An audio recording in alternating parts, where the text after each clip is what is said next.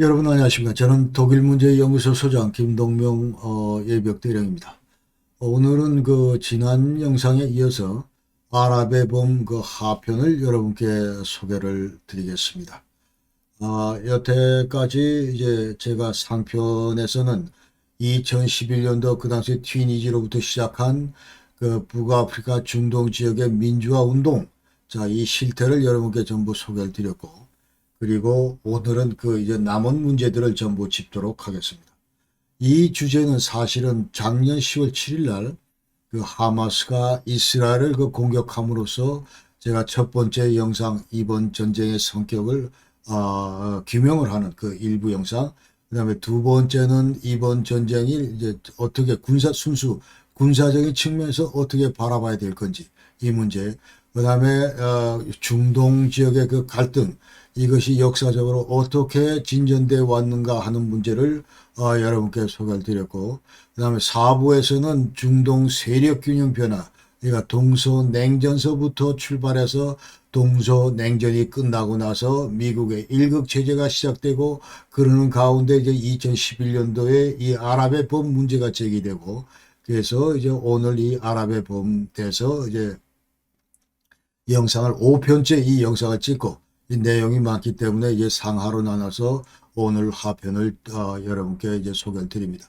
오늘 말씀드릴 순서는 먼저 자 이제 구체적인 배경과 원인, 이 아랍 스프링, 그 다음에 이 종합평가를 해보고, 그러니까 10개의 그 태세로 나눠서 종합평가를 해보고, 그 다음에 이것이 과연 이제 어떤 지역으로, 기타 지역으로 그 확산 가능할 건지, 그 다음에 북한의 그 진달래 혁명으로까지도 이어질 수 있을지, 이런 내용에 대해서 오늘 그 설명을 드리도록 하겠습니다.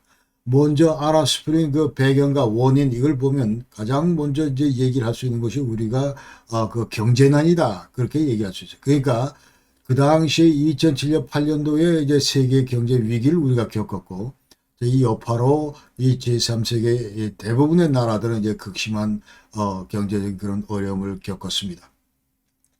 이 공통적인 현상은 국가 주대 경제 체제가 이제 비효율적으로 가동되고 있었고, 그 다음에 경기 침체, 실업 고조, 이런 상태에서 이제 2007, 8년 세계 경제 위기 시작되면서 이제 원자재, 식량 이런 가격들이 뛰게 되고, 그러면서 여러 나라들이 이제 어려움을 겪는데, 또 그중에 일부는 이제 이 경제 여파로 예컨대 이제 그 이 원유 계약 이런 것들도 전부 다 이제 깨지고 뭐 그런 어려움도 겪었고, 그러면서 중동에서 이제 달러 이 자본들이 전부 유출이 되고, 자, 이와 같은 현상이 이제 벌어졌고, 그다음에 중동 전역의 그 41% 주민들이 궁핍한 생활을 하고 있었다, 이렇게 얘기를 할 수 있습니다.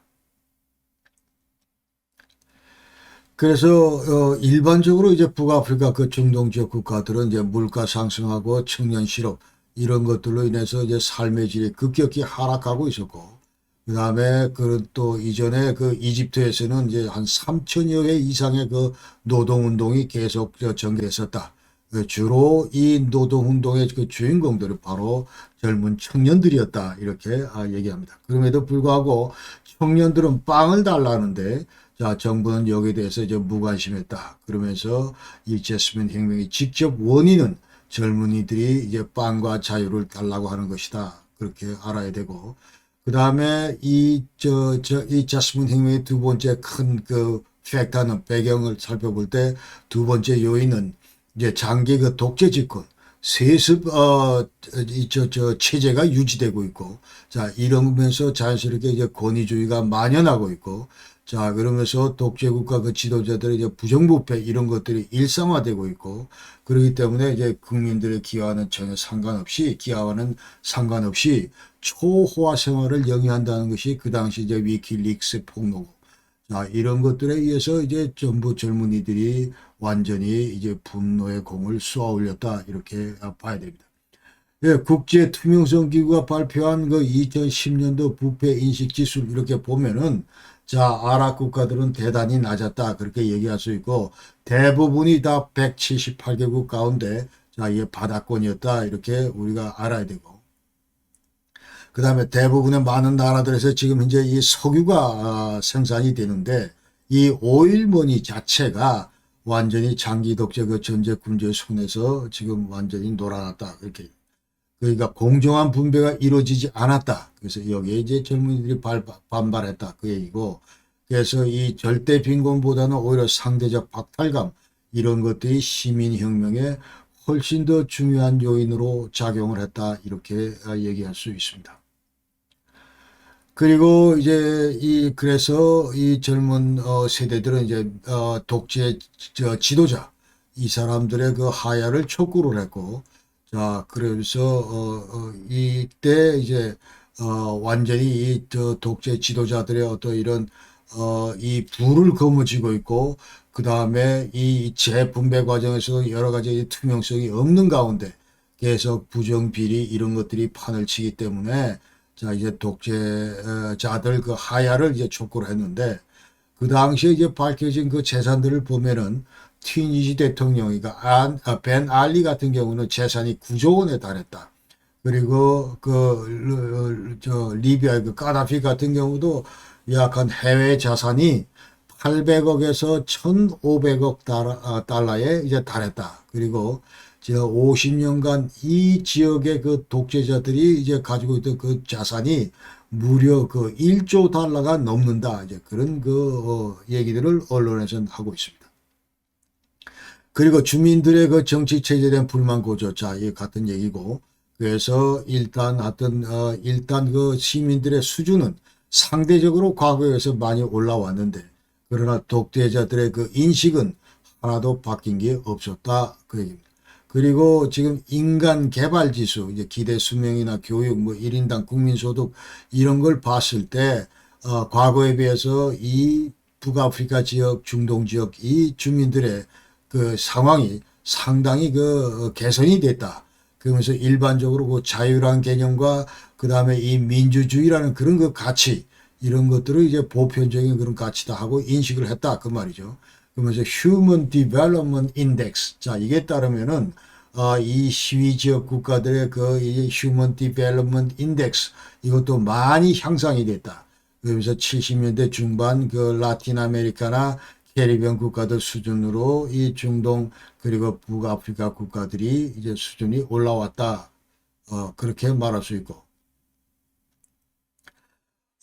그 다음에 또 그럼에도 불구하고 독재자들은 자, 비상그 개헌법을 전부 선포한 상태에서 그 다음에 이제 주민들의 완전히 그 입을 막고 모든 그 자유를 제한하고, 그리고 언론을 이제 그 통제하고 야당 그 정치를 이제 못하게 하고, 그러면서 이제 각종 인권 침해를 하는, 그러면서 이제 국민들을 정치적으로 그 탄압하는 이런 것들을 이제 수십 년간 지속해 왔습니다. 그래서 민중은 자 여기에 대해서 이제 무시당하고 억압당하고 부패 뭐 이게 직면해 있고, 그러면서 자연스럽게 이제 독재 정권 타도를 외치게 되고 정치 개혁 요구를 하게 되는데, 여기에 대해서 전혀 독재자들이 지금 반응이 없기 때문에 이에 대한 반대급부로 나타난 것이 뭐냐면 바로 그 일반 시민들의 어떤 이런 무장 조직 뭐 이런 그 반체제 단체 이런 것들이다 이 말이죠. 그러니까 여기 해당하는 것이 이제 이집트의 그 무슬림 브라더훗, 그 다음에 그 저쪽 그 팔레스타인의 파타, 그 다음에 하마스 이런 건 전부 팔레스타인의 정파고, 그 다음에 레바논의 헤즈볼라 이런 겁니다. 전부 후티 뭐 이런 겁니다. 그러니까 기존의 정치 이 야당 이 정치 이 단체가 있으면은, 야당이 있으면은 자 이런 그 야당을 통해서 주민들의 반대 목소리가 이제 반영이 되고 이러면은 정상적으로 이제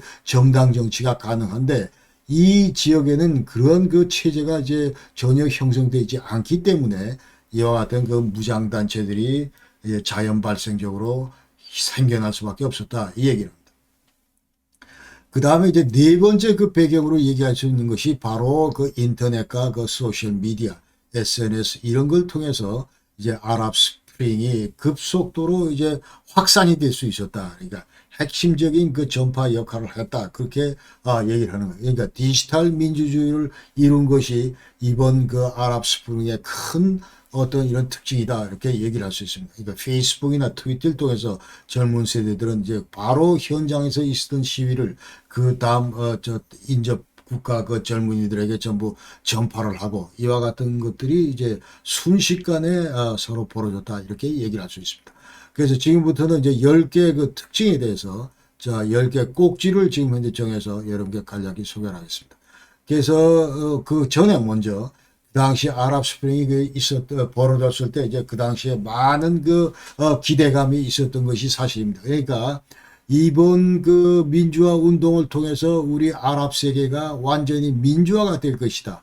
아랍 세계 민주화를 그 견인한 출발점이 될 것이다. 이렇게 전부 생각을 했었습니다. 그러니까 그 당시까지만 해도 이제 일체 그 지도부에 대해서 무슨 봉기를 한다거나 이런 건 상상도 못하는 일이었고, 그 다음에 이 독재 정권을 뭐 타도해서 자유민주주의를 민중의 힘으로 쟁취한다 이런 것도 상상도 못했고, 그런데 며칠 그 시위하다 보니까 벤 알리가 날아가고 또 며칠 시위하다 보니까 무바라크가 날아가고, 자 이런 것에 대해서 크게 이제 고무됐다 이 말이죠. 그러면서 이 시위대들은 야 우리가 경찰로부터 두려움을 극복할 경우에 반드시 우리는 새로운 역사를 창조할 수 있다 이런 인식을 갖게 됐다 그 말입니다. 그리고 자스민 혁명이 성공함으로써 자 이제 아랍 세계 민중들의 자신감 이런 것들도 한층 그 고무되면서 확산됐다 이렇게 얘기를 하고, 그 다음에 이런 것들을 통해서 이제 민주주의 결핍 지역인 이 아랍 지역의 정치 지형 이런 것들도 우리가 획기적으로 바꿀 수가 있겠다.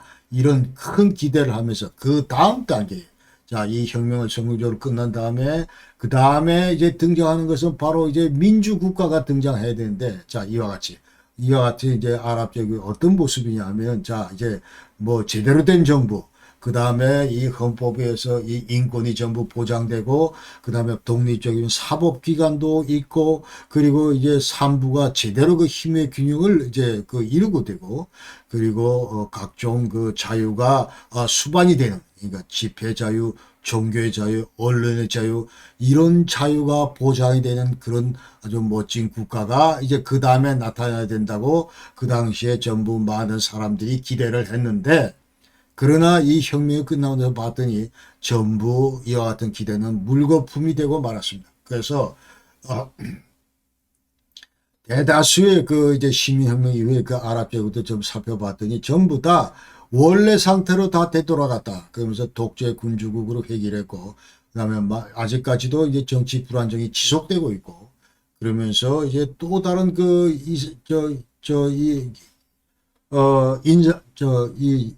인상적인 것 중 하나는 기억할 만한 것 중 하나는 이제 독재자에 대한 반작용. 그러니까 여태까지 이 무바라크나 베날리나 이와 같은 장기 독재자들에 대한 반작용이 식상했다 이 말이죠. 그러면서 이 주민들이 뭐를 선택을 하냐면 이슬람 근본주의를 지지하고 나섰다. 이런 것들이 이제 아랍 스프링 이후에 나타난 그런 주요 현상 중 하나다. 이렇게 우리가 기억을 해야 됩니다. 자, 이와 연관해서 우리가 얘기할 수 있는 건 이제 혁명, 이것이 어떻게 시작했는지 이런 거는 하나도 중요하지가 않고, 그러니까 도대체 어디서 이 혁명이 끝났는가 이것을 보는 것이 훨씬 더 중요하다. 이제 그런 얘기를 학자들이 하고 있고, 그 다음에 만약 제대로 이제 정권 교체가 이루어질 경우에 어떤 형태의 후속 정권이 등장할지 아니면 미래 정치 상황이 어떻게 전개될지 이런 것들은 아무도 모른다. 북아프리카 중동 이 국가들의 그 사례를 볼 때 그렇게 얘기할 수 있고, 예컨대 지금 현재 자, 이 혁명 이후에 이 시리아 경우를 보면은 여전히 알아사 대통령이 지금 지배를 하고 있는데 완전히 이 대정복도 이제 무력으로 진압을 하고, 그다음 물론 뭐 러시아하고 이란의 그 도움을 받아서 그리고 국가를 완전히 그 이제 파괴로 이끌고, 그다음에 인구도 줄어들고, 그리고 무려 660만 명의 그 난민들이 지금 현재 인접국가 이 유럽을 전부 떠돌고 있다 이 말이죠. 그리고 이제 많은 1,400만 명 이상이 지금 빈곤에 시달리고 있고. 자, 그러니까 혁명 이전보다도 훨씬 더 못한 상황으로 갖고 온 것이 바로 시리아 대통령이다. 그 다음에 이집트 같은 경우도 al-Sisi 이 대통령이 이제 그 쿠데타로 2014년부터 집권을 했는데, 자, 이때도 보면은 지금 그 당시, 그 전에 이제 독재자, 이 무바라크보다도 훨씬 더 강력한 지배력을 지금 행사하고 있다. 그러면서 그 당시 무바라크는 끼케야 5천에서 10,000명 정도가 이제 그 전부 정치범 수용소에 갇혀 있었는데, 그러나 지금은 무려 6만 명에 달하는 그런 시민들이 지금 정치범 수용소에 갇혀 있다, 이렇게 얘기들을 하고 있습니다. 그러면서 제2아랍 혁명 이런 것들은 지금 시적 그 이집트에서는 상상도 못한다, 그 얘기를 하는 겁니다. 자, 그래서 첫 번째 이제 특징을 살펴보면 이 아랍 스프링의 성격은, 자, 아까 얘기대로 지금 기존의 어떤 정치 경제 체제 이것이 마음에 안 들고, 그 다음에 이 여태까지 이 지도층 부정부패 이런 것도 마음에 안 들고, 또 이 억압하는 그 자유 이런 것들을 갈망하는 그와 같은 민중들의 어떤 집단적인 분노 성격이다. 이렇게 우리가 규정할 수 있다, 이 말이죠. 자, 그래서 이와 관련해서 이 아랍 스프링의 그 민주화 운동 속에는 어떤 이슬람 이념이나 어떤 이슬람 과격주의 운동 이런 것들은 일체 개입되지 않았다, 이런 것을 우리가 알아야 됩니다. 그러니까 과거 중동 지역을 지배했던 그 팬아랍이즘, 그러니까 범아랍주의, 그 다음에 팔레스타인 문제 관련해서 이스라엘하고 팔레스타인 갈등, 그 다음에 여기를 통해서 또 나오는 반미 사상, 뭐 이런 것들은 아랍의 봄, 이 아랍 스프링의 핵심 주제가 아니었다 하는 것을 우리가 알아야 됩니다. 그래서 이 자스민 혁명 세대들한테는, 자, 이 팬아랍이즘 이거는 너무 식상하다. 옛날 그 쌍팔년도 그 구닥다리 산물이고, 그 다음에 이팔 문제 이것도 장기간 다뤄진 지겨운 테마다. 그런 건 더 이상 우리 관심 바뀌고, 그 다음에 9.11 테러 이후에 그 당시에 이제 그 반미 사상이 고조가 됐었는데, 그러나 그 당시 주장했던 이와 같은 세대는 전부 뒷전으로 다 물러났다.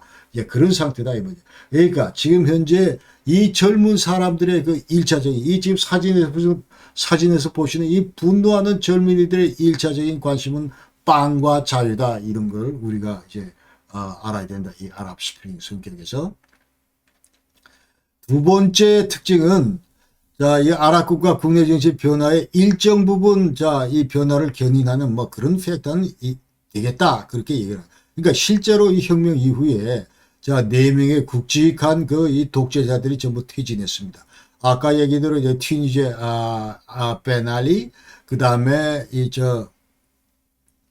리비아 까다피, 그 다음에 이집트의 무바락, 그 다음에 예멘의 살레, 이 사람들이 전부 다 퇴진했습니다. 그래서 이 사람들은, 자, 진작 퇴진했어야 되는데 왜 이렇게 장기적으로 오래 권좌에 머무를 수 있었던가? 그 배경에는, 자, 우리가 국제적인 그 어떤 이런 대테러 작전, 미국의 대테러 작전, 이거를 기억해야 됩니다. 그러니까 2002년 9.11 테러 이후에, 자, 미국의 주된 관심은 이제 War Against Terrorism, 대테러 작전인데, 자, 이걸 위해서 이제 알카에다를 잡아야 되고, 오사마 빌 라덴을 잡아야 되고, 자, 이 무대 자체가 지금 중동이기 때문에, 북아프리카 이쪽 일정 부분, 이쪽 지역이기 때문에, 자, 여기 있는 이제 이 통치자들을 전부 미국 편으로 끌기 위해서, 이 사람들을 계속 이제 그 동맹으로 끌어들였었다, 이 말이죠. 그러니까, 이 독재자들은 전부 이와 같은 그 미국의 호의 아래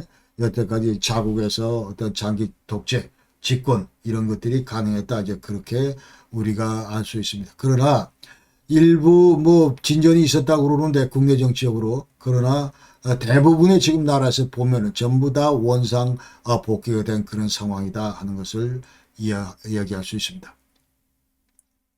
세 번째 특징은, 자, 왜 그러면 그렇게 됐는가? 지금 현재 뭐 좀 반짝하다가 왜 전부 다 원상복귀 됐는가? 왜 과거로 전부 다 회귀했는가? 이 얘기를 할 때, 자, 이 민주화 운동의 그 주체 세력들이 조직화되지 않았기 때문에, 만약 이런 것들이 제대로 된 그 정당 조직으로, 자, 이게 발전을 하고, 여기에서 계속 정당 정치를 통해서, 자, 이런 그 가치나 이런 것들을 반영을 시키고, 그와 같은 것들이 이제 순기능적으로 이루어졌으면 전혀 문제가 없는데, 전혀 조직화가 되지 않았다. 그 얘기를 지적할 수 있어요. 그래서 이 정당이 없고 이제 그 대신에 아까 얘기대로 이제 무장 세력으로 전부 이제 등장했다. 그 얘기죠. 그러니까 아까 파타나 무슨 뭐 헤즈볼라나 이런 것처럼 그러면서 또 반면 주민들이 전부 급진 이슬람주의자들 이런 것들이 전부 조직화가 됐다. 이 얘기를 이제 특징적으로 우리가 이 아랍 스프링을 보면서 얘기할 수 있겠다 이렇게 생각합니다. 그리고 시민혁명 이후에 이제 그 군부하고 이슬람 과격분자들에 의해서 정권이 다시 넘어갔는데 그러니까 자 지금 이제 많은 사람들 얘기는 자 카이로에서 이 제12대 민주화 운동이 일어났다고 했지만 그러나 이거는 결코 1989년 이제 동독 주민들에 의한 민주화 운동 이거와는 성격이 판연히 다르다 이런 얘기를 하는 거예요. 그러니까 네 번째 특징 전반적으로 시민들의 경제적 욕구 이런 것도 충족이 되고 생활 수준도 나름대로 향상이 많이 됐다. 그러나 여전히 중산층이 취약하고 빈부격차가 크다 이렇게 이제 지적할 수 있고 그리고 정부 자체가 대단히 그 권위적이고 여전히 그 부패했다 이렇게 얘기할 수가 있습니다. 자, 다섯 번째 그 특이할 만한 사항은 지금 위에서 적어 놓은 리비아, 시리아, 예멘 이 세 나라는 민주화 그 혁명이 시위가 일어나자마자 바로 내전으로 직결이 됐다. 이 얘기를 우리가 할 수가 있습니다. 그래서 우선 리비아 그 내전 같은 걸 보면은 까다피가 그 당시 그 이제 42년 동안 저 집권을 했었고, 그러니까 1969년도 그 당시 까다피는 이제 대위였는데 대위 신분으로 이제 그 쿠데타를 성공을 하고 그러고 나서 이제 곧장 대령으로 이제 그 자기가 스스로 그 승진을 시키고 그러면서 이제 만년 대령이죠. 끝까지 그 대령이었습니다. 대령이고 2011년도 그 사망할 때까지 그리고 이제 그 리비아는 뭐 정치적 이런 건 하나도 없는 상태였다. 그 시위 이후에 이전에도 그렇고 그렇기 때문에 시위 이후에 이제 완전히 내전이 벌어졌는데 이제 친 까다피 정부군하고 그리고 반 까다피 그 무장 세력 간에 그 전투가 벌어지고 있었다. 이제 그렇게 얘기할 수 있습니다. 그래서 유엔 안보리 결의안을 이제 그 체결을 했는데 채택을 했는데 이거는 지난 영상에서 좀 말씀드린 건데 그러니까 1970 그리고 1973 두 개의 그 결의안을 내놓으면서 예컨대 지금 현재 너희들 까다피 정부가 이 주민들을 보호를 못하기 때문에 반군을 계속 학살하고 뭐 이 주민을 학살하고 이와 같은 야만적인 행동을 하기 때문에 유엔 입장에서는 자 우리 국제사회가 이와 같은 그 주민들을 그 보호하는 역할을 해야 되겠다. 그래서 이제 그런 이 결의안을 내놓고 다 이거를 지지하기 위해서 이제 나토 국가들이 예컨대 공습할 수 있도록 그렇게 전부 이제 맨데이트를 부여했다 그 말입니다. 그래서 이 지금 저 내전 기간 중에 지금 현재 두 개의 군대가 자 동쪽 서쪽으로 나눠서 이 동쪽에는 칼리파 하프타 이쪽 장군 쪽, 그 다음에 이쪽 그 국군 쪽이고 그 다음에 이 서쪽은 트리폴리 그 국민편이 소속 그 리비아 군대다 이렇게 두 개의 군대가 서로 내전을 겪고 있었고 그 다음에 시리아 같은 경우도 이제 완전히 국가가 그 피폐해졌다 내전을 통해서 그리고 말씀드린 대로 660만 명의 그 난민을 지금 이제 생겨나게 했고 그러면서 이제 알 아사 대통령이 2021년도 시리아 국가를 완전히 이제 통제권을 완전히 국가를 통제할 수 있는 통제를 하고 있습니다. 지금 현재 그런데 이 과정에서 이제 러시아 바그너 그 다음에 용병 그 다음에 이란 그 다음에 레바논 헤즈볼라 자 이런 그 지원이 결정적이었다 이렇게 얘기할 수 있습니다. 그 외에도 지금 시리아는 완전히 이제 국토가 세 등분이 됐는데 하나는 이제 아사드가 그 지배하고 있는 영토가 있고 그 다음에 이 동북부 지역 이쪽에는 이제 쿠르드가 여전히 장악하고 있고 그리고 북서쪽에는 이제 튀르키예가 지원하는 그 반군들이 장악하고 있습니다.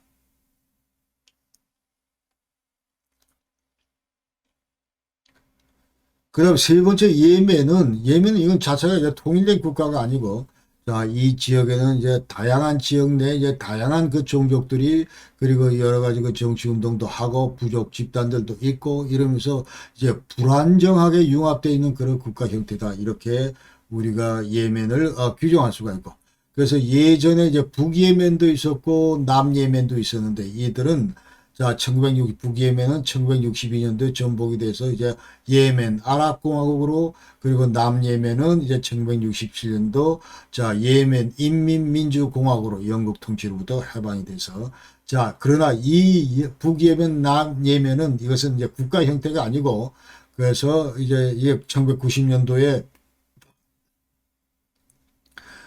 이 북예멘 이제 두 개가 통합이 됐습니다. 이게 통일이 아니고 통합이 됐다. 그러나 이 주요 보직 그 나누는 문제 관련해서 이제 서로 갈등을 빚고 그러다가 결국은 북예멘이 이제 남예멘을 무력으로 공격하면서 완전히 통일을 시켰다. 이제 94년 진정한 예멘의 통일은 이제 94년도에 이루어졌다. 이렇게 보고 그 다음에 아직도 그럼에도 불구하고 정치 체제 이게 불안정하다. 그러니까 북쪽에는 그 후티 반군이 그리고 남쪽에는 이제 분리주의자들이 이렇게 서로 지금 이제 가치를 두고 이제 갈등을 빚고 있습니다.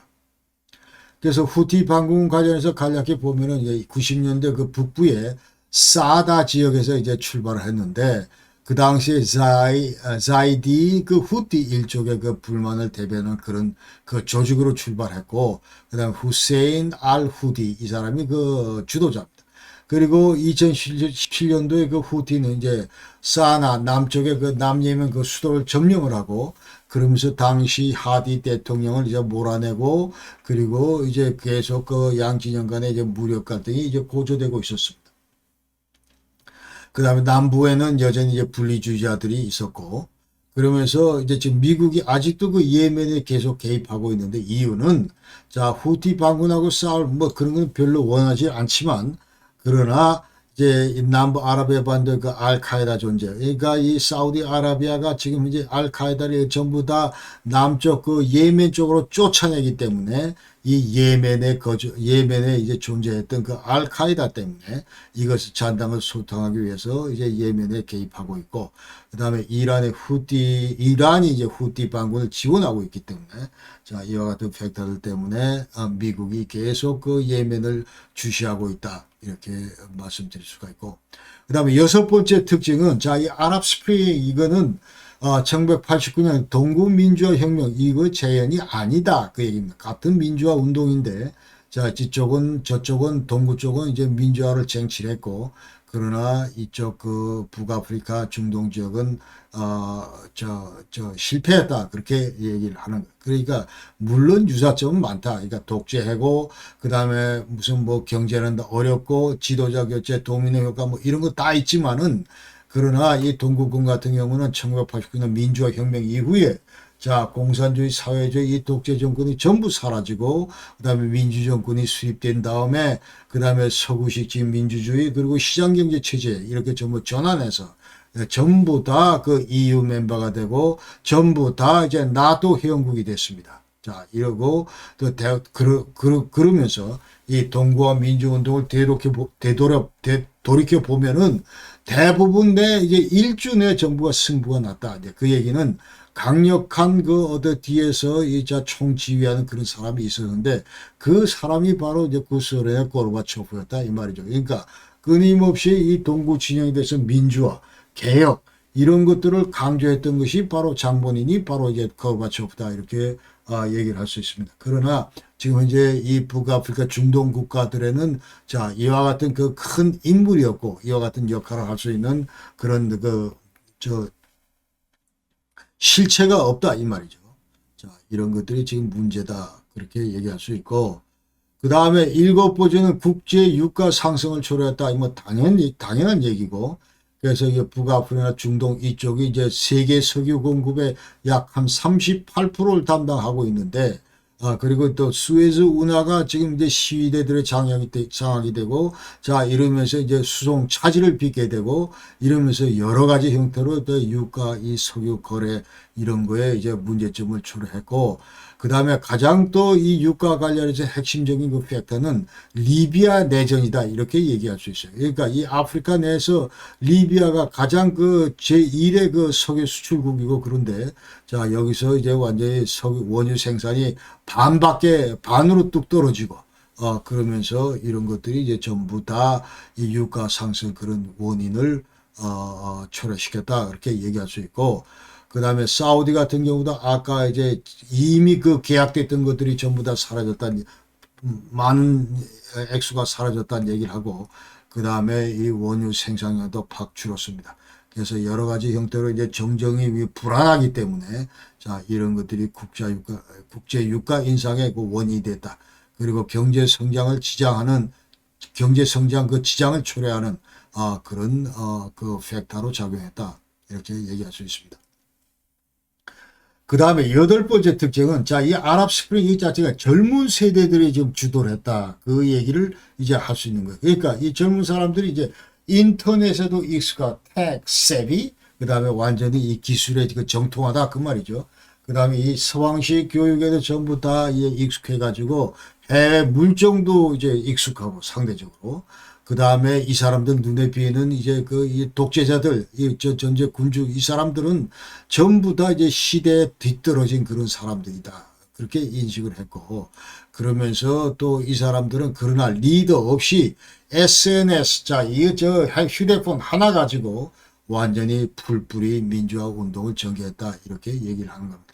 그 외에도 이제 위키리크스라 해서 완전히 로얄 패밀리의 부정부패 이런 것들을 전부 폭로함으로써 일반 시민들이 이제 우리 위정자들이 얼마큼 부정 비리를 저지르는가 치부를 해왔는가 이런 것들이 이제 만천하에 다 드러났다 이 말이죠. 그러니까 자연스럽게 이제 폭발에 이제 발발에 큰 기여를 했다 그 얘기.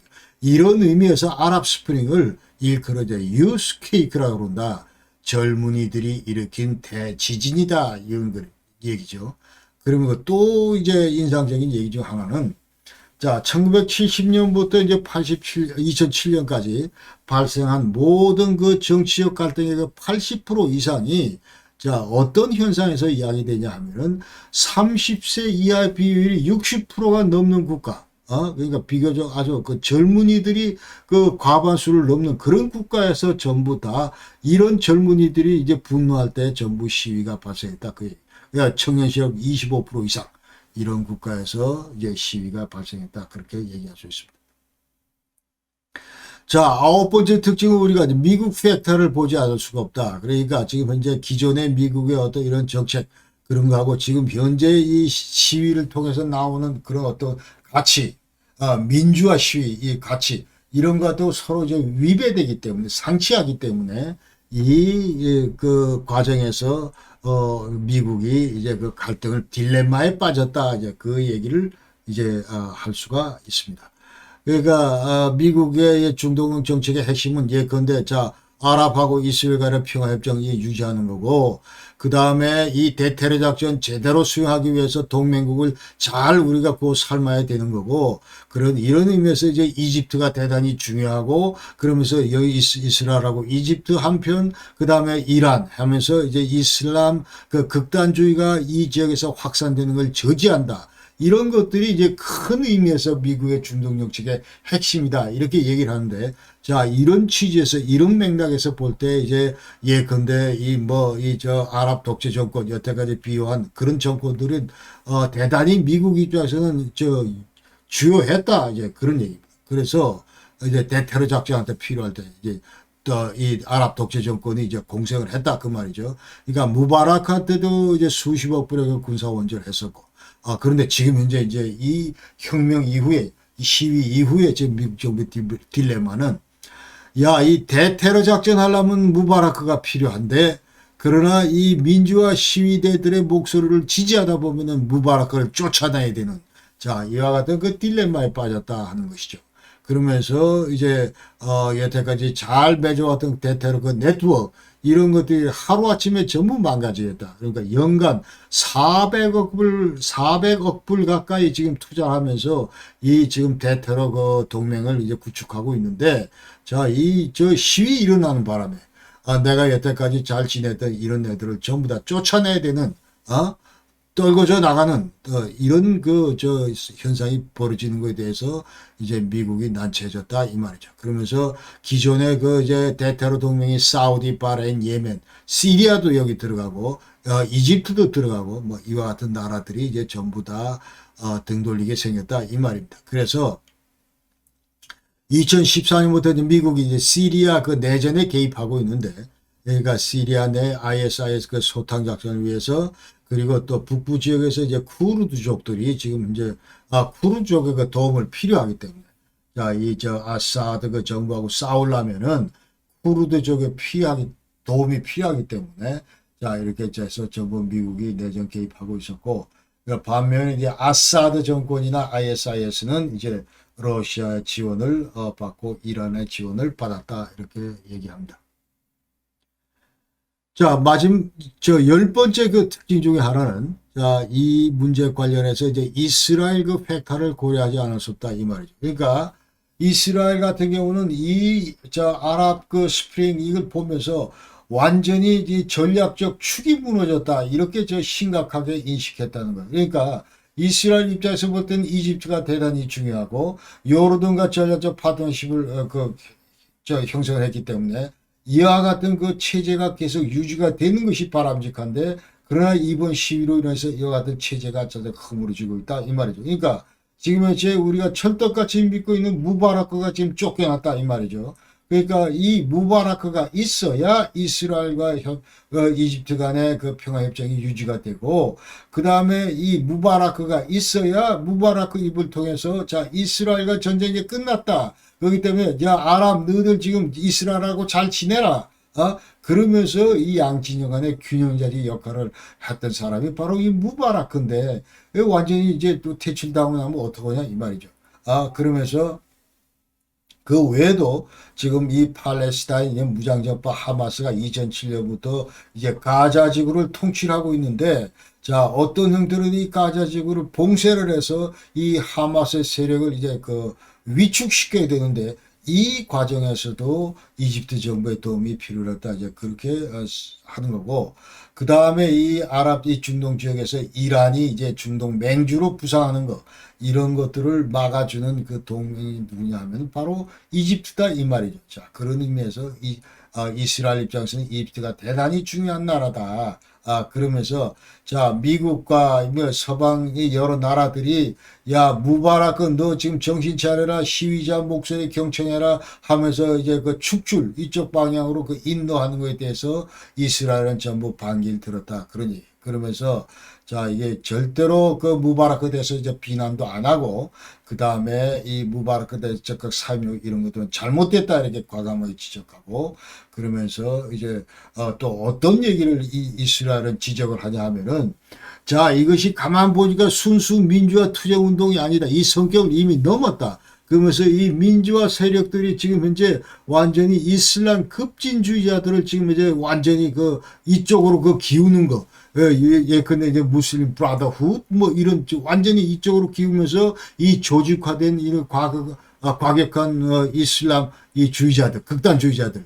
자, 이쪽으로 전부 경사되는 것보다 이 말이죠. 그러니까 이스라엘이 멀리서 이렇게 이제 예컨대 이집트를 바라보니까 기존의 무바라크 진영은 완전히 친서방 온건파 지도자라고 생각을 했는데, 그러나 갑자기 시위대들이 이제 이슬람 무슬림 브라더훗 이슬람 급진주의 세력 이쪽으로 이제 완전히 치우치니까, 그러면서 이른바 이것이 이제 양 진영 간의 친서방 온건파 이슬람 지도자 그다음에 이슬람 급진주의 세력 간의 어떤 이런 다툼으로 변모하고 있다. 이거는 대단히 지금 우리 입장에서 볼 때 위태로운 그런 현상이다 그 말이죠. 그러니까 자 이제 무바라크 떠나가는 우리는 완전히 이제 적들로 둘러싸인다, 이스라엘은 그렇게 생각을 하고, 그 다음에 자 이럴 경우에 이제 반 이스라엘 정서가 만약 생기면 어떻겠느냐. 옛날에 4차 중동 정제 하면서 전부 다 그 당시에 우리가 아랍 제국하고 전쟁을 했는데 그 기저에는 반드시 반시오니즘이 정착을 했다. 그러니까 이스라엘은 절대로 안 된다. 이와 같은 기적에 갇혀 있는 그런 이념들, 이런 것들이 예컨대 이 아랍 지역에서 팽배해지면 어떡하냐 이 말이죠. 이게 지금 제일 우려스럽다. 야, 우리가 이 북아프리카 뭐 중도 지역의 민주화 이거 반대하는 건 아니지만 그러나 무바라크의 정정 변화 이런 것들에 대해서 두렵다 이 말이죠. 그러니까 무슬림 브라더훗 여기서 대통령이 실제로 나왔고 모지 실제로 나왔고 이런 것들이 전부 다 두려움의 대상이다. 이스라엘 할 때는 그러면서 또 이 아까 얘기대로 과거 망명 이슬람 지도자들이 그러니까 이게 전부 다 원칙주의자 저 과격 이 이슬람 그 지도자들이 전부 속속 복귀하고 이런 것들은 어떻게 보면 전체 그 민주주의에 대한 새로운 위협이다 이렇게 얘기를 합니다. 그래서 또 여러 나라들 이적 국가들 요르단, 웨스트뱅크, 시리아, 사우디 뭐 이런 데서 이제 만약에 급진 이슬람주의 단체들이 이제 만약 약진을 할 경우에 아까 얘기대로 반시온즘 이런 것들이 전부 형성될 경우에 이스라엘 안보에 치명적이다 이렇게 지금 우려하고 있다 그 말입니다. 그 다음에 이제 자 여태까지 10가지 그 이제 특성을 여기 여러분께 소개를 드렸고 그 다음에 이 아랍 스프링이 이제 다른 지역으로 그 확산될 가능성 자 이런 것들에 대해서 이제 잠깐 말씀을 드리겠습니다. 그래서 그 당시 이제 아제르바이잔에서 이제 시위가 있었는데 이 아제르바이잔은 지리적으로 이 중동 지역과 중앙아시아 그 교두보를 이어주는 뭐 그런 그 지역이 되겠습니다. 그래서 2011년 4월 달에 이제 수도 바쿠에서 반정부 시위가 있었고 그러면서 알리yev 대통령 퇴진, 그다음에 민주화 요구 이런 요구를 했었다. 그래서 이 아제르바이잔 알리yev 이 부자 정권은 그 당시에 그 18년째 이제 장기 집권을 하고 있었고, 그다음 이 아제르바이잔 이거는 이제 완전히 무슬림 국가고, 그 다음에 이 산유국이다 이렇게 우리가 아셔야 됩니다. 그 다음에 이 아랍 스프링이 이제 중앙아시아 이쪽으로 그 확산될 가능성. 자, 이것을 그 당시에 이제 검토를 한 걸 보면은 자, 이 중앙아시아 5개국이 이제 전부 이 끝에 스탄으로 끝나는 나라들입니다. 예, 근데 카자흐스탄, 우즈베키스탄, 투르크메니스탄, 타지키스탄, 키르기스탄 이렇게 스탄으로 나눠.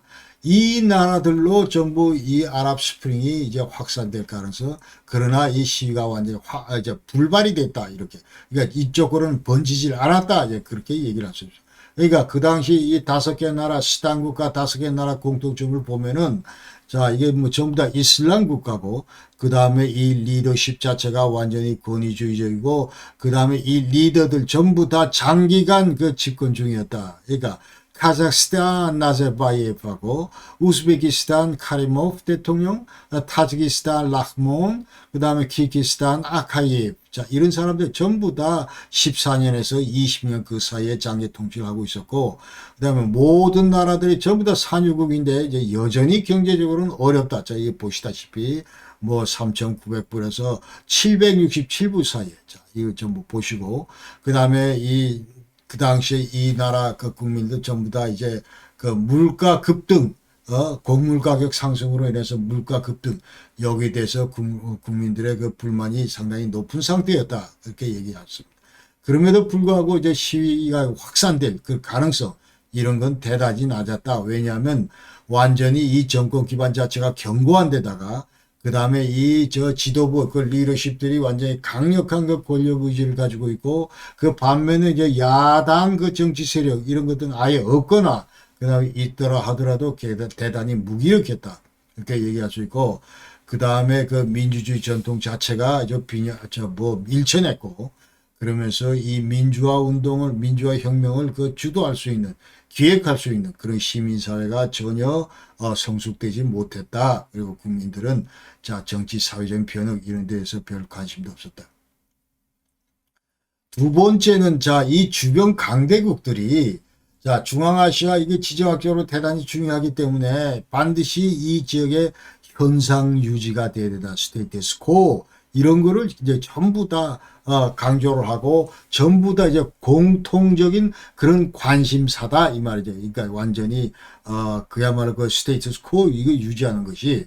그래서 미국 같은 경우는 저 이제 그다음 아프가니스탄 전쟁을 하고 있기 때문에 자 여기 필요한 이제 지원 세력들이 저 이와 같은 중앙아시아 5개 나라가 될 거고, 그다음 유럽도 자 이 석유 들여오는데 카스피의 이 저 유전 이로부터 그 공급되는 석유망 이런 것들이 이제 그 손상을 받아서는 안 되고, 또 러시아, 중국 입장에서 볼 때도 에너지 확보도 중요하지만 그러나 주변에 이제 그 완전히 저 이란이나 터키나 인도 이런 세력들을 그 견제를 위해서도 전략적으로 이 5개의 나라가 대단히 필요하다 이제 그렇게 얘기를 할 수 있고, 그 다음에 그 외에도 만약 이 중동 5개 나라들, 저 중앙아시아 5개 나라들이 예컨대 전부 다 민주화 시위가 성공해서 전부 민주국가로 변모했을 경우에 자 이것은 러시아하고 중국한테 엄청나게 큰 위협 요인이다 이 말이죠.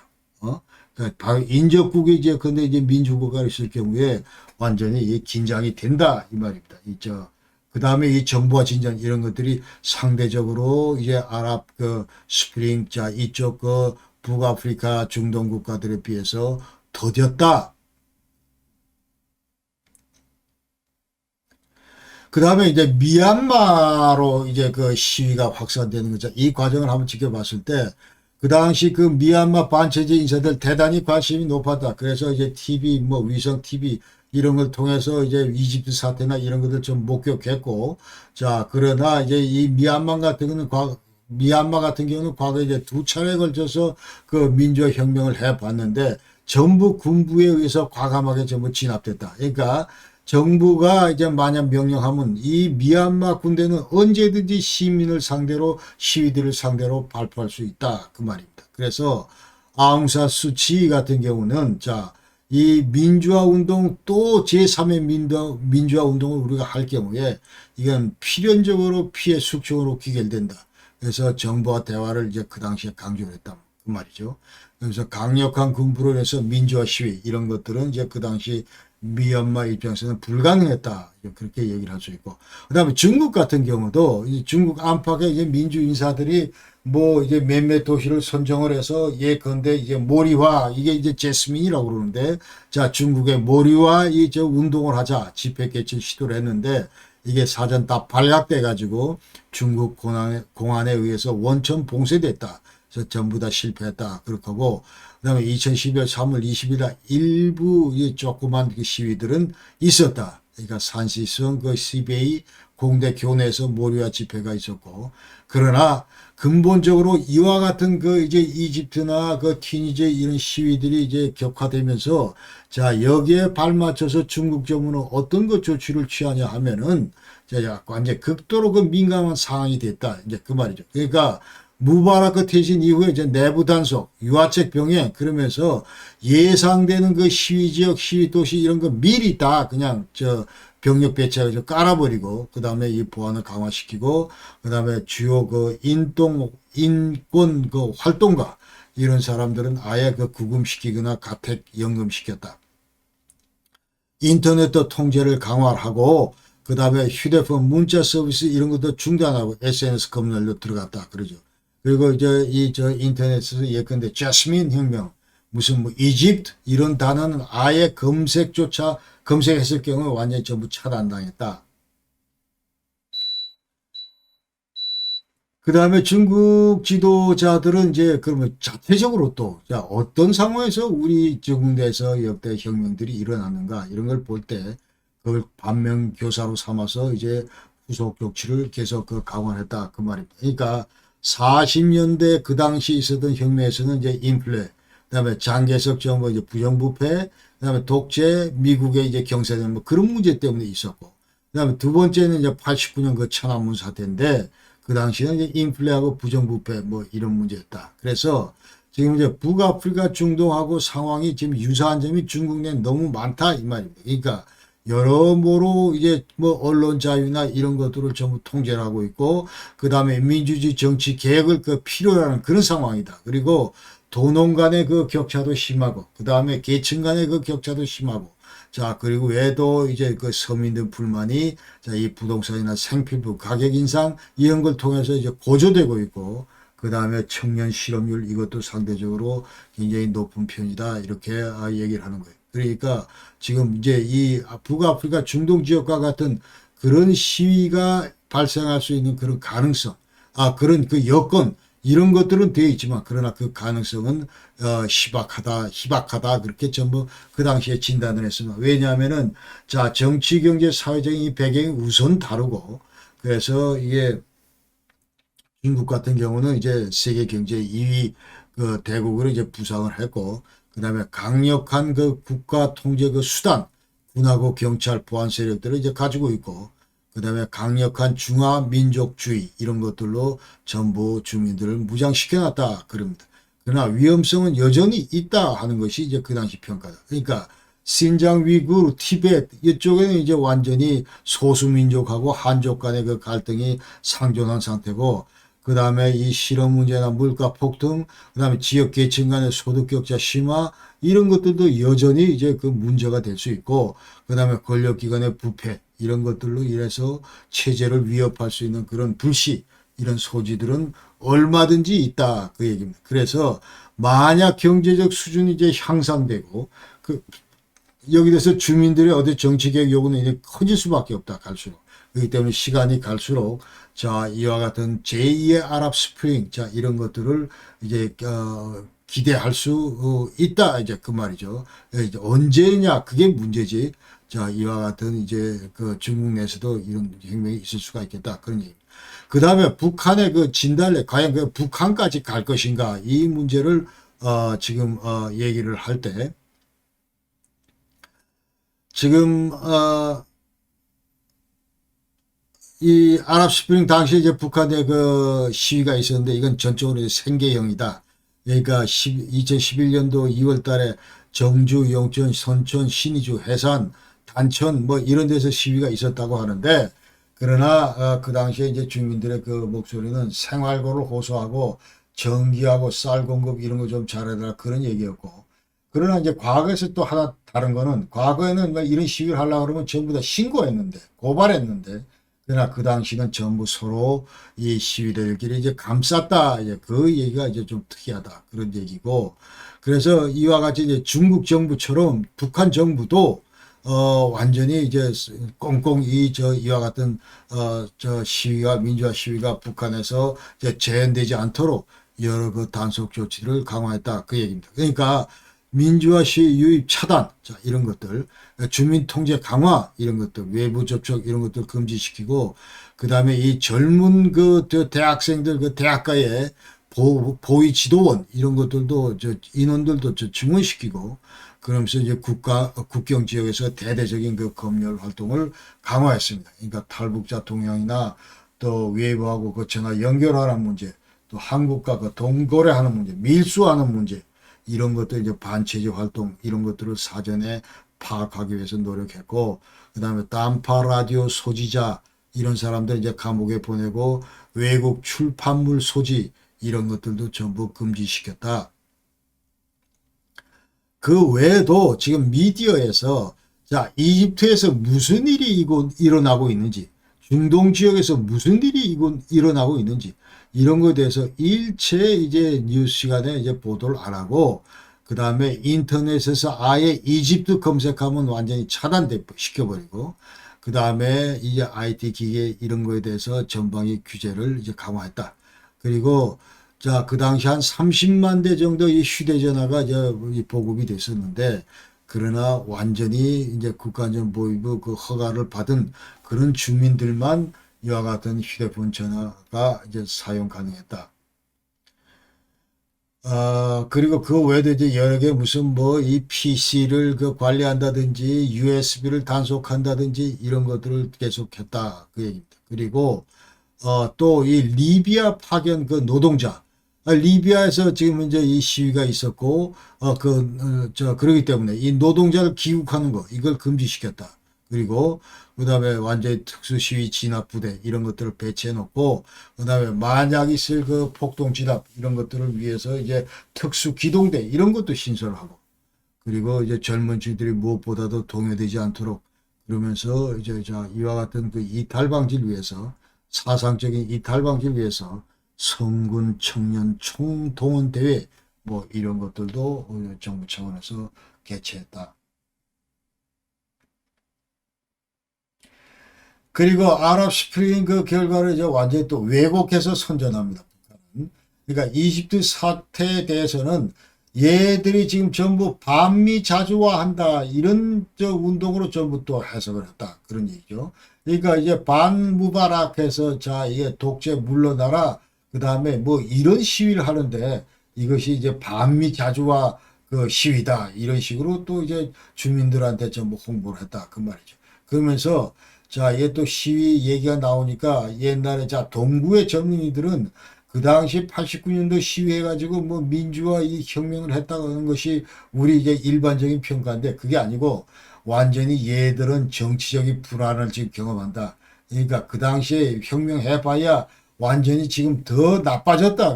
부패된 자본주의에서 신음을 하면서 살고 있다. 이런 식으로 또 이제 전부 홍보를 한다. 그 말이죠. 그러면서 이 민주화 이 바람 이걸 차단하기 위해서 이제 중국하고 북한은 완전히 같은 배를 탔기 때문에 자 이게 협력을 강화하자 이렇게 되는 거예요. 그래서 그런데 이제 완전히 이 북한 주민이 누구랑 통화를 한다 이런 내용을 이제 중국 기술로 전부 추적을 해서 이것을 이제 잡아내자 이런 것들이 이제 중국과 그 북한의 그 합의다 그 얘기고 그러면서 또 이 사태와 관련해서 이제 완전히 결론을 내는 건 뭐냐. 그것 봐라. 여전히 지금 이제 핵무장만이 답이다. 이렇게 이제 또 몰아간다. 그 말이죠. 그러니까 전부 다 이 핵이 없었기 때문에 이와 같이 민주화 시위가 이제 판을 치고 전부 다 이제 지도자들이 쫓겨났다. 그 얘기입니다. 그러면서 이 까다피가 이제 좋은 얘인데, 얘가 핵개발 포기해가지고 저 꼴 좀 봐라 하는 거죠. 무장 해제 당한 후에 완전히 이제 나토 측에 의해서 군사 공격에 이제 속수무책으로 당하고 결국 저기도 죽고 말았다. 이제 그런 얘기를 전부 북한 사회에서는 이제 하고 있다. 그 말입니다. 그러면서 당시 그 북한 상황은 이제 북한, 아프리카, 그다음 중동 상황보다 훨씬 더 열악했다.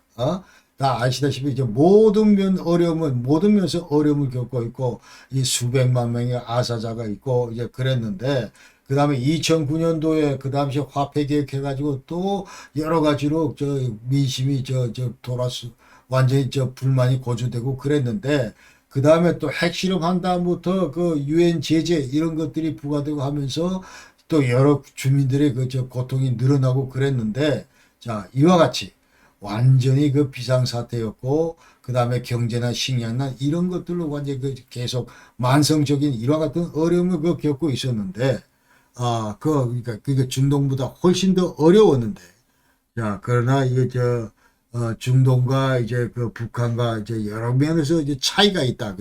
왜 그러니까 북한은 지금 이제 이와 같은 시위가 안 일어나는가, 이제 그 관련해서 이제 배경을 말씀을 드릴 때, 이제 이데올로지나 아니면 권력 구조, 중국 변수 이런 측면에서 볼 때 이제 완전히 이 북아프리카 중동 국가하고는 상황이 다르다.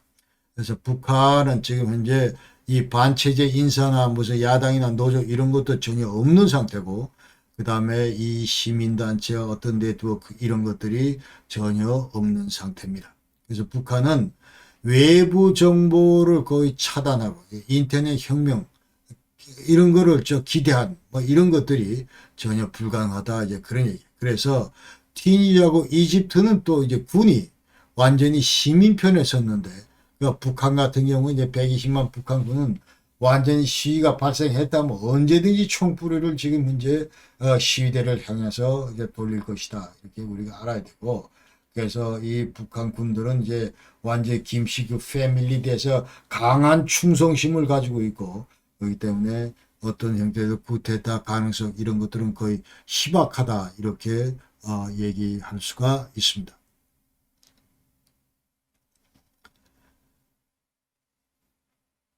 자 그리고 객관적인 상황은 이제 유사하지만 질적으로 이제 다른 여건이다 그런 얘기죠. 그러니까 지금 국가정보 통제로서 대부분 인민들은 아랍 그 스프링에 대해서도 전혀 모를 뿐더러 그 다음에 이제 군대 같은 경우도 완벽하게 북한 사회를 지금 내부 통제하고 있고 그 다음에 민주화 추진 세력이 없기 때문에 폭동 시위 가능성이 없다. 이제 그 얘기를 다시 한번 반복해서 여러 번 말씀드리고, 그리고 또 하나의 그러나 심리적인 압박은 있었다. 자, 그 얘기는 지금 그 당시 그 김정일이 하고 무바라크하고 그러면 나름대로 관계가 돈독했다. 그렇게 얘기할 수 있는 거예요. 그러니까 어느 날 갑자기 눈 떠보니까 1월 중순에 2011년 1월 중순에 무바라크가 이제 권좌에서 물러나는 걸 보고 김정일이가 그때 이제 쇼크를 먹었을 수 있죠. 그러니까 그해 12월 17일 날 김정일이가 이제 심장 쇼크사로 갔습니다. 그러니까 몇 달 있다 이제 김정일이가 죽었다 이 말이죠.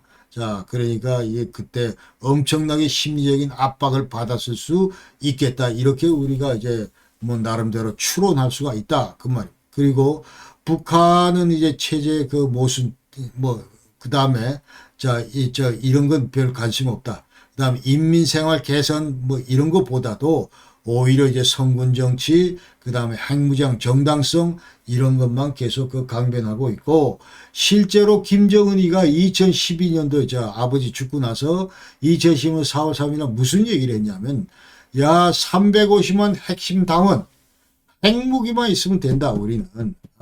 그리고 또 조국을 배신한 변절자들의 가족과 혁명할 생각이 없다. 뭐 이런 얘기를 하면서 이제 완전히 이제 북한은 그야말로 이 중동, 북아프리카 이쪽 상황하고는 완전히 이제 김정은 체제하에 그 북한 상황은 다르다. 이렇게 우리가 알아야 됩니다. 그래서 그러나 북한 내부 사회는 이제 시간이 갈수록 자, 불안정이 점점 커질 수밖에 없고, 그 다음에 뭐 체제 유지 이런 데도 한계가 이제 생길 수밖에 없고, 그 다음에 각종 그 매체로 이제 한류가 많이 전파됐다고 얘기를 하고, 그러면서 이제 외부 정보에 노출될 수밖에 없다. 언젠가는 자, 북한에서도 이 지금 이제 아랍 스프링 이와 같은 진달래 혁명이 일어날 수밖에 없을 것이다. 이렇게 우리가 알아야 됩니다. 그러면서 자, 이제 앞으로 이제 예컨대 김씨 패밀리가 끝나고 그 다음에 실용주의 노선이 만약 강화될 경우에 북한 사회 내 이제 보역 갈등은 이제 필연적이고, 자, 이럴 때 이제 반정부 시위도 우리가 기대할 수 있을 것이다. 그리고 지금 이제 김일성이가 옛날에 무슨 얘기를 했냐면은 북한의 적은 미국이 아닌 내부의 적이다. 이렇게 그 얘기를 했다는 거죠. 그러니까 이런 순간이, 이런 지적이 현실화되는 것도 이제 완전히 어느 순간 가능할 것이다. 이렇게 얘기할 수가 있습니다. 그래서 북아프리카 그 중동 민주 아랍 스프링 그 운동 이제 시사점은 자, 21세기 이제 들어서는 모든 국가들이 이 독재하고 자, 권위주의 이 체제를 유지하는 게 이게 불가능하다. 붕괴될 수밖에 없다. 그런 그 태제에 우리가 동의를 해야 되고, 그 다음 중장기적으로 볼 때 북한하고 이 중국하고 이 공산당 일당 독재 이것은 와해될 수밖에 없다. 이렇게 우리가 알아야 된다는 거죠. 그러니까 지금 현 상황에서 이제 북한 체제의 가장 그 위협적인 요인은 중국에서의 그 혁명이다. 이렇게 얘기할 수 있습니다. 아까 그러니까 인접국에서 예컨대 이제 민주화 시위가 벌어진다. 그럼 이제 곧 다음 단계는 이제 우리다. 이제 그 말이죠. 그와 같은 불통이 이제 튈 거기 때문에 자, 그래서 중국에서의 혁명 이런 것들이 대단히 지금 중요하다. 그렇게 얘기할 수 있습니다. 그리고 북한 주민들이 이제 자스민 향기를 더 빨리 더 깊게 그리고 더 깊게 들이마실 수 있도록 그 앞으로 그 역할을 이제 해야 되는데 국제사회에서 이와 같은 역할을 할 수 있는 나라는 바로 한국이다. 그렇게 얘기할 수 있고, 그래서 우리의 대북 정책의 이제 당면 목표 중 하나가 북한 사회를 어떻게 민주화시키고 북한 주민을 어떻게 친한국화시키고 이런 건데, 자, 이 5대 저 핵심 목표 가운데 이런 건데, 자, 그래서 지금 이제 북한에서 이제 반독재 민주화 의식화 이런 걸 주도할 수 있는 세력들을 반드시 키워야 된다. 그런 얘기. 그리고 자, 위키리크스가 아까 이제 로얄 패밀리 비리 폭로를 이제 아랍 주민들이 봉기했다고 그러는데, 그래서 지금 현재 이게 김씨 일가가 안고 있는 어떤 이런 독재 통치 내막 이런 것들도 소상히 알릴 수 있도록 해야 된다. 그런 의미에서 자, 무슨 뭐 이 전단지를 뿌린다든지 예컨대 뭐 이런 것들이 필요하다 이 말이죠. 그러면서 이제 제대로 그 현실을 알아야 된다. 우리 지도부가 저렇게 썩다, 김씨 일가가 저렇게 썩었다 하는 것을 대부분 주민들은 칭송할 게 아니라 거기에 대해서 이제 저항할 수 있도록 돼야 되겠다. 그러니까 그 북한 사회 내에서도 반드시 민주화, 의식화 운동 이런 것들을 촉진시켜야 된다. 그 말이죠.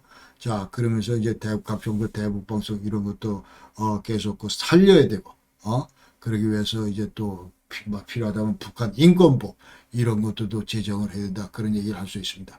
그래서 아랍 스프링 이제 결론적으로 얘기를 하면은 이 아랍 스프링이 다른 지역으로 전이되는 거 이건 결코 쉽지가 않다. 그러고서 이제 무엇보다도 이 민주화 이런 만약 있더라도 그 관건은 군이다 이제 그렇게 얘기할 수 있고, 그러나 독재 체제가 민중의 그 민주화 열망 앞에서는 결국 붕괴할 수밖에 없을 것이다. 이렇게 이제 우리가 결론적으로 얘기할 수 있고, 그다음에 아랍 스프링 자체가 이제 북한보다 중국에 더 큰 영향을 미칠 것이다. 그러니까 먼저 지금 이제 다가가는 데는 북한보다도 중국이다 이렇게 얘기를 하는 거예요. 그래서 지금 현재 이 뭐 중국도 여러 그 공안 기관이나 군이나 뭐 여러 가지 그 차단하는 그런 그 장치들 다 가지고 있지만, 그러나 이미 천안문 사태도 한번 경험을 해봤고, 그 다음에 경제 성장이 계속되고 있는 상태에서 이제 주민들이 더 많은 그 정치적인 자유 이런 것들을 요구한다 이 말이죠. 그리고 연안 도시하고 내륙 도시 간에 이제 빈부격차도 심하고, 그 다음에 이 SNS를 다루는 젊은 층들도 이제 다수 많이 있고, 그 다음에 청년 실업률도 이제 계속 늘어나고, 그러니까 이와 같은 그 요인들에 의해서 제2 천안문 사태가 그 유발될 수 있는 그런 그 소지는 충분하다 이렇게 얘기할 수 있어요. 그래서 북한 변화를 우리가 이제 앞으로 이제 적극적으로 그 주도를 해야 된다 이제 그런 그 말씀을 드릴 수가 있습니다. 이게 이제 교류 협력을 통해서 하는 것도 대단히 변화를 시키는 것도 대단히 중요한데, 그러나 지금 현재 여러 가지 그 생션 때문에 어렵고, 그렇기 때문에 어떤 형태로든 이제 한류를 통해서 아니면 이 외래 그 문물 이런 사조를 이제 침투시키는 것이 대단히 필요하다 이제 그렇게 얘기할 수 있습니다. 그래서 자, 오늘 그 보니까 또 무슨 뭐 작년 11월 달부터 이제 그 북한 그 노동자 한 6천여 명이 중국 길림성에서 그 당시에 그제 해외 노동자로 파견돼 가지고 자 일을 하면서 그 임금을 전부 이제 북한 그 고위 관리들이 이제 착복으로 착취를 했다. 대부분 다 이제 국가에다 그 상납을 했다, 헌납을 했다 이렇게 전부 얘기해서 이제 여기에 분노한 시민 북한 노동자들이 전부 이제 그 파업을 하고 스트라이크를 하고 자 석 달째 그와 같은 그 이제 저 시위를 벌이고 있다. 뭐 임금 자체에 이제 반대하는 그런 시위를 이제 벌이고 있다. 이런 것들이 이제 전부 서방 세계에 의해서 알려졌다. 이제 그런 얘기도 있습니다. 자, 마지막으로 그러면 제2의 이 아랍 스프링이 과연 생길 수 있을 것인가? 2011년도, 12년도에 이 아랍 스프링이 있었는데, 그럼 앞으로 2024년 이후에도 제2의 아랍 스프링이 이 중동 지역에 이 북아프리카 지역에 다시 재현될 것인가? 이 문제. 그러니까 지금 이제 이걸 보면 2019년, 2020년 이 사이에 자 여러 나라들에서 이제 두 번째 봉기가 일어났습니다. 그러니까 알제리, 수단, 이집트, 이라크, 요르단, 레바논, 리비아, 모로코, 오만, 시리아, 튀니지. 자 이런 나라에서 전부 그 봉기가 일어났어.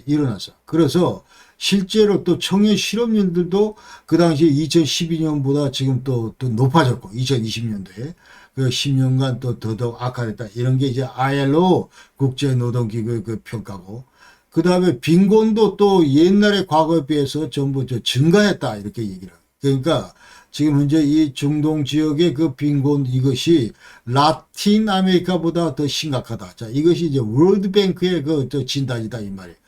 그 다음 최근에 또 코로나 사태로 인해서 자, 그러니까 지금 시위가 19년도에 있었는데 2020년도 있었는데 이것이 잠잠해진 것이 바로 이 코로나 때문에 사회를 엄격하게 통제하면서 이제 시위도 덩달아 사그러지고 말았다 이렇게 얘기를.